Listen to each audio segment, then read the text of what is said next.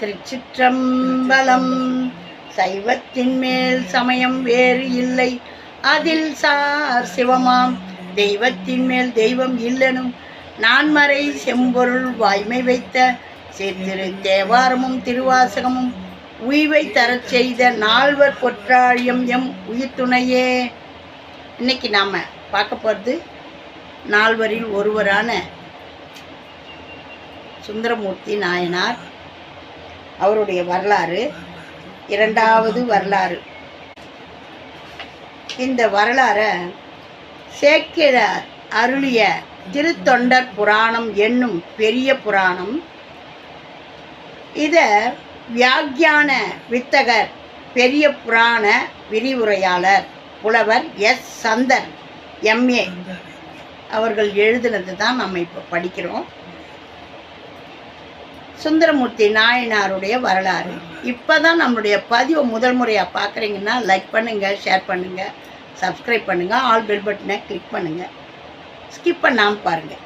திருச்சிற்றம்பலம். நம்ம திருத்தொண்டர் தொகை பாடின நாயகன் சுந்தரமூர்த்தி நாயனார். அந்த திருத்தொண்டர் தொகை பாடலன்னா இத்தனை நாயனார்கள் இருந்தாங்கன்னு சேக்கிழம் பெருமானுக்கு தெரியாது. அந்த திருத்தொண்டர் தொகையை வச்சு தான் எல்லாரையும் தேடி அவங்களுடைய வரலாறுலாம் எழுதினார். இப்போ நாம் கதை வடிவத்தில் பார்ப்போம். திருமுனைப்பாடி நாட்டில் திருநாவலூர் என்ற தலம். அங்கு சடையனார் என்ற சிவாச்சாரியார் மரபில் தோன்றிய சான்றோர் வாழ்ந்திருந்தார். அவருடைய மனைவியார் இசைஞானியார். இவங்க ரெண்டு பேரும் தான் சுந்தரமூர்த்தி நாயனாருடைய அப்பா அம்மா. இவங்க ரெண்டு பேருக்கும் குழந்தை பேர் இல்லை. இவ்விருவருக்கும் இளங்கதிர் உதித்தது போல குழந்தை ஒன்று அவதரித்தது. அக்குழந்தைக்கு நம்பி ஆரூரர் என்று திருப்பெயர் இட்டு மகிழ்ந்தனர். அவர் தான் நம்ம சுந்தரமூர்த்தி நாயனார். அவங்க ரெண்டு பேருக்கும் குழந்தையா சிவபெருமானுடைய திருவருளால் சுந்தரமூர்த்தி நாயனார் அவதாரம் பண்ணுறாரு. அவதரித்ததுன்னு சொல்கிறாங்க பாருங்க, குழந்தை பிறந்ததுன்னு சொல்கிறாங்க. அவதரித்தது, குழந்தை ஒன்று அவதரித்தது. அக்குழந்தை மார்பில் ஐம்படை தாலியையும் இடையில் சதங்கையையும் நெற்றியில் சுட்டியையும் செம்பொன் அரைஞானையும் பெற்று திகழ்ந்தது. பிறக்கும்போதே அப்படி பிறந்தாராம். எவ்வளோ அருமையாக சொல்கிறார் பாருங்கள், சிவபெருமானுடைய திருவருள் இல்லையா, அப்படி இருந்தாராம். பெருமான் அருள் பெற்ற அக்குழந்தை இத்தனை அணிகலனுடன் தெருவில் சிறு தேர் உருட்டி விளையாடி கொண்டு இருந்தது. அப்போது நரசிங்க முனையார் என்ற மன்னர் அந்த தெருவின் வழியே சென்று கொண்டிருந்தார். குழந்தை மன்னனது உள்ளத்தை கவர்ந்தது. உடனே சடையனார் அனுமதி பெற்று நம்பி ஆரூரரை எடுத்து கொண்டு தன்னுடைய மகனைப் போல வளர்த்து வந்தார். நம்பி ஆரூரர் அரசனிடம் வளர்ந்தாலும் சைவ அந்தணர் மரபுக்கு உரிய ஒழுக்கப்படியே வளர்ந்தார். உரிய வயதில் நம்பி ஆரூரர் பூணூல் சடங்கையும் பள்ளியில் சேர்க்கும் சடங்கையும் பெற்றார். நம்பி ஆரூரர் மணப்பருவத்தை அடைந்தார். சடையனார் சடங்கவி சிவாச்சாரியார் என்பவரின் மகளை நம்பி ஆரூரருக்கு மனம் பேச முடிவு செய்தார். சடங்கவி சிவாச்சாரியாரும் சடையனார் முடிவை ஏற்றார். அவர் புத்தூர் என்னும் ஊரில் இருந்தார். அவருடைய சிறப்புக்கு ஏற்றபடி திருமணத்தை அறிவிக்கும் ஓலையை சடையனார் பெண் வீட்டாருக்கு அனுப்பி வைத்தார். அந்த மன ஓலையை சடங்கவியாரும் உரிய முறைப்படி ஏற்றார். நம்ம சுந்தரமூர்த்தி நாயனார் அருமையாக குழந்தை அழகு தவழ, அப்படி ஒரு அழகு.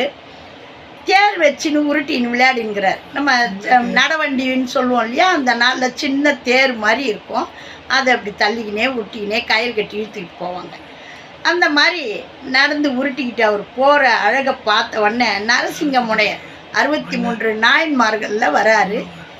அந்த நரசிங்க முனையர் அவர் தான் என்ன பண்ணுவார், இவரை பார்த்துட்டு திருடனுக்கெல்லாம் பொன் கொடுத்தவர்.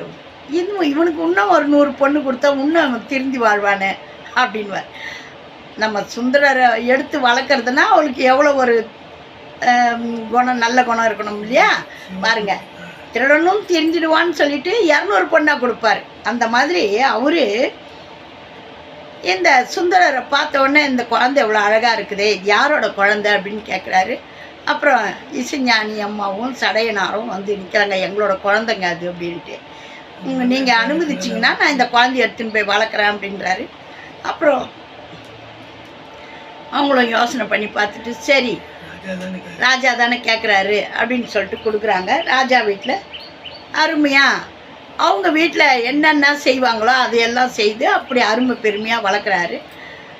சுந்தரர் ஏற்கனவே அவர் அழகு, ராஜா விட்டு கண்ணுக்குட்டியாக வேற ஆயிட்டார். எப்படி இருப்பார்? அப்படி அழகோடு இருக்கார். அவருக்கு கல்யாணம் பண்ணி பார்க்கணுன்னு நரசிங்க முனையருக்கு ஆசை வந்துடுச்சு. அவங்க அப்பாவே நம்பி ஆரூரர் மனப்பருவத்தை அடைந்தார். அவர் கல்யாண வயசு வந்துடுச்சு, அதனால் பிள்ளைக்கு கல்யாணம் பண்ணி வைக்கலாம் அப்படின்ட்டு பொண்ணு பார்க்குறாங்க. சடங்கவி சிவாச்சாரியார் அப்படின்றவருடைய பொண்ணை போய் பார்த்து முடிவு பண்ணி எல்லாம் பத்திரிக்கை ரெடி பண்ணி கொடுக்குறாங்க. திருமணத்திற்குரிய மங்கள சடங்குகள் தொடங்கின. நம்பி ஆரூரருக்கு பொன் காப்பு நான் கட்டப்பட்டது. திருநாவலூரில் ஆரூரர் மணிமாலையையும் மலர் மாலையும் அணிந்து புத்தூர் நோக்கி புறப்பட்டார். கல்யாண கோலத்தில் அந்த நாள் என்ன இருக்குது, நடந்து போனோம் இல்லை வண்டி கட்டின்னு போகிறாங்க. நம்பி ஆரூரர் திருநீர் அணிந்தார். சிவன் திருவடி எண்ணினார். யோக குதிரையின் மேல் ஏறினார். உறவினர் உள்ளிட்ட பலரும் பல்லக்கு முதலிய ஊர்திகளில் ஏறி புறப்பட்டனர். பாருங்க, நம்ம சொன்னோம் இல்லையா, அந்த மாதிரி பல்லக்கு, குதிரை வண்டி, அந்த வண்டி, இந்த வண்டி இப்படியெல்லாம் கட்டிக்கின்னு கிளம்பிட்டாங்க. மங்கையர் வாழ்த்தொலிகள், வேத ஒலிகள், வாத்தியங்கள், சங்கொலிகள், குடைகள், பாலிகைகள் சூழ நம்பி ஆரூரர் புத்தூர் வந்தடைந்தார். புத்தூர் அந்தணர்கள் மங்கையர்கள் ஆகிய எல்லாரும் நிறைகுடமும் தூபமும் விளக்கும் முளைப்பாலிகளையும் கொண்டு வந்து எதிர் அழைத்தனர். பார்த்தீங்களா, இப்பெல்லாம் வந்து இப்படியெல்லாம் செய்கிறோம், என்னென்ன செய்கிறாங்க பாருங்கள். அப்போ என்ன செய்திருக்காங்கன்னு பாருங்கள். நிறைகுடம், இப்போ நம்ம ஒரு இடம் போகிறோம்னா நிறைகுடம் எடுத்துகிட்டு போவாங்க. நிறைகுடம் எடுத்துகிட்டு போனால் அது சுபமாக இருக்குன்றதுனால எல்லாம் எதிர்கொண்டு அழைக்கிறாங்க. விளக்கு, தூபம், நிறைகுடம், முளைப்பாரி இப்படியெல்லாம் எடுத்துகிட்டு வந்து எதிர்கொண்டு அழைக்கிறாங்க. புத்தூர் மனம் வந்த புத்தூர் என்ற சிறப்பு பெயர் பெற்றது. அந்த ஊரே மனம் வந்த புத்தூர்னு பேராகி போச்சான். நம்பி ஆரூரரை கண்ட புத்தூர் பெண்கள் பல வேறு வகையாக புகழ்ந்து பேசினர். மணப்பந்தலின் முன்பு நம்பி ஆரூரர் குதிரையில் இருந்து இறங்கினார். அப்போது அங்கு ஒரு முதியவர் தோன்றினார். அவர் நான்முகனும் மாலும் காண இயலாத சிவபெருமானே ஆவார். வந்துட்டார். இவர் கல்யாணம் முடிக்கிறதுக்கு மாப்பிள்ளை வந்து இறங்கினவொன்னு சிவபெருமான் அங்கே வந்துட்டார். திருக்கைலையில் சொல்லி அருளும்படி ஆளாள சுந்தரரை ஆட்கொள்ள முதியவர் வடிவில் வந்தார். அந்த கைலாயத்திலேருந்து இவரை ஆட்கொள்ள, ஏன்பா நீ தப்பான இடத்துல கல்யாணம் பண்ணுற, உன் கல்யாணத்தை நிறுத்தத்துக்கு தான் நான் வந்துக்கிறேன் அப்படின்ட்டு சொல்லாமல் வந்து நிற்கிறார். முதியவர் வடிவில் வந்தார்.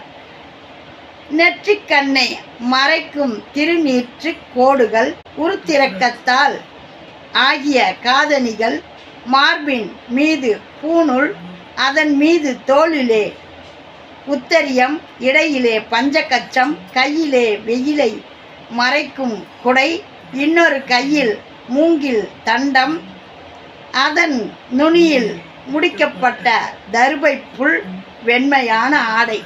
நம்ம சிவபெருமான் ஏறக்குறைய எப்படி இருக்கிறாருன்னு நீங்கள்லாம் பார்த்துக்குங்க. ருத்ராட்ச மாலை, கையில் கொடை, பஞ்சகச்சம், நல்ல திருநீர் பட்டையாக பூசியிருக்கிறாரு, கையில் தண்டம் வச்சிருக்கிறாரு, கொடை வச்சிருக்கிறாரு, தர்ப புல் கட்டி வச்சிருக்கிறாரு. கல்யாணத்துக்கு வந்த ஐயரு மாதிரி வராரு. வெண்மையான ஆடை. இத்தகைய கோலம் கொண்ட முதியவராய் சிவபெருமான் அங்கு எழுந்தருளினார். முதுமையால் அவரது நடை தள்ளாடியது. அங்கிருந்தோர் எல்லாம் முதுமையின் அழகை கண்டு வியந்தனர். இவ்வளோ வயசானவர் இவ்வளோ அழகாக இங்கே எங்கே வந்தார், யார் இவர் அப்படின்னு யோசிக்கிறாங்க. திருமண அவையில் நம்பி ஆரூரர் முன்பு வந்து நின்றார். தம்முடைய திருவாய் மலர்ந்து இங்கு இருப்போர்கள் எல்லாம் நான் சொல்ல போவதை கேளுங்கள் என்று பேசத் தொடங்கினார். அவ்வாறு பேசத் தொடங்கியவுடன் ஆரூரர் முதிய அந்தணனை நோக்கி, உமக்கு நல்வரவு. நீங்கள் இங்கே வந்தது எங்கள் தவமேயாகும் என்று கூறி நீங்கள் சொல்ல எண்ணியதை சொல்லுங்கள் என வேண்டினார். அந்த பெரியவர், இங்கே எல்லாரும் நான் சொல்கிறத கவனிங்க, நான் ஒரு வேலையாக வந்திருக்கிறேன் அப்படின்னு. வந்தது நல்லதாக போச்சு, வாங்க அப்படின்னு சொல்லிட்டு சுந்தரர் அவரை வரவேற்கிறாரு. நீங்கள் சொல்ல வந்ததை சொல்லுங்க அப்படின்றார். அவருக்கு தான் அவர் ஆப்போசி வச்சுக்கிறாருன்னு அவருக்கு தெரியாது. எனக்கும் உனக்கும் முற்காலத்தில் ஓர் உடன்படிக்கை உள்ளது அப்படின்னு சுந்தரரை பார்த்து சொல்கிறார். எனக்கும் உனக்கும் முன்னாடியே ஒரு உடன்படிக்கை இருக்குதுப்பா, நம்ம 2 பேருக்கும் ஒரு அக்ரிமெண்ட் போட்டு வச்சுக்கிறாங்க, அதை சொல்கிறதுக்கு தான்ப்பா வந்துக்கிறேன்றாரு. அதன்படி உனக்கும் எனக்கும் ஒரு பெரு வழக்கு ஒன்று உண்டு. அவ்வழக்கை தீர்த்த பின் நீ உன் திருமணத்தை செய்து கொள் அப்படின்றாரு. உனக்கு எனக்கும் ஒரு வழக்கு இருக்குது, அதை இந்த பொதுமக்களாண்ட சொல்கிறேன், தீர்த்த பிறகு உன் கல்யாணத்தை வச்சுக்கப்பா அப்படின்றாரு. வேதியராய் வந்த வித்தகர் கூறினார், என்னிடம் உனக்கு வழக்கு இருக்குமானால் அதனை தீர்த்த பின் திருமணம் செய்து கொள்வேன். அப்படியா, சொல்லுங்க, உங்களுடைய வழக்கு தீர்ந்த பிறகே நான் கல்யாணம் பண்ணிக்கிறேன் அப்படின்றாரு. அந்த வழக்கு என்ன என்பதை முழுவதும் சொல்லுக என்று நம்பி ஆரூரர் பதில் உரைத்தார். முதியவர் அங்கிருந்தவர்களை பார்த்து, வேதம் பயின்ற அந்தணர்களே, இந்த நாவலூரை சேர்ந்த நம்பி ஆரூரர் எனக்கு அடிமை. இதுவே நான் சொல்ல வந்த வழக்கு என்று கூறினார். மணப்பந்தலில் இருந்தவர்கள் எல்லாம் அவர் சொன்னதை கேட்டு சிரித்தனர். நம்பி ஆரூரரும் சிரித்தார். இந்த அந்தணன் சொல்லுவது மிக நன்றாக இருக்கிறது என்று இகழ்ச்சி அவரது சிரிப்பில் புலப்பட்டது.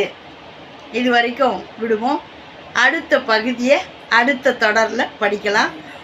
இது பெரிய வரலாறு. கொஞ்சம் கொஞ்சமாக, ஏன்னா இப்போ கதையில் பார்க்குறோம் இல்லையா, இப்போ நம்மளுடைய சிவபெருமானும் சுந்தரரும் பேசிக்கிட்டு இருக்கிறாங்க. வழக்கு இன்னும் ஆரம்பிக்கல. இது நீண்ட கதை, நம்ம ஒரு பகுதியாக பார்ப்போம். இந்த நம்பி ஆரூரருடைய வரலாறை கேட்குற அனைவருக்கும் சிவபெருமானது திருவருள் கிடைக்கணும். ஆரூரருடைய பெருமையெல்லாம் கேட்குறதே நம்மளுக்கு பெரும் செல்வ செழிப்பை கொடுக்கக்கூடியது. வாங்க, இப்போ நீங்கள் எனக்கு செய்ய வேண்டியதெல்லாம் சப்ஸ்கிரைப் பண்ணுங்கள். இந்த பதிவை பார்த்து நல்ல ஆதரவு கொடுங்க. மென்மேலும் கமெண்ட் பண்ணுறவங்களுக்கும் பார்த்து எங்களுக்கு நல்ல ஆதரவு கொடுக்குறவங்களுக்கும் எங்களுடைய மனமார்ந்த நன்றியும் வணக்கமும். ஓம் நமச்சிவாயம். நல்லதே நடக்கும். எங்கும் இறையருள் பெருகட்டும். திருச்சிற்றம்பலம். நம்பி ஆரூரர் திருவடிகளே போற்றி போற்றி. ஓம் நமச்சிவாயம்.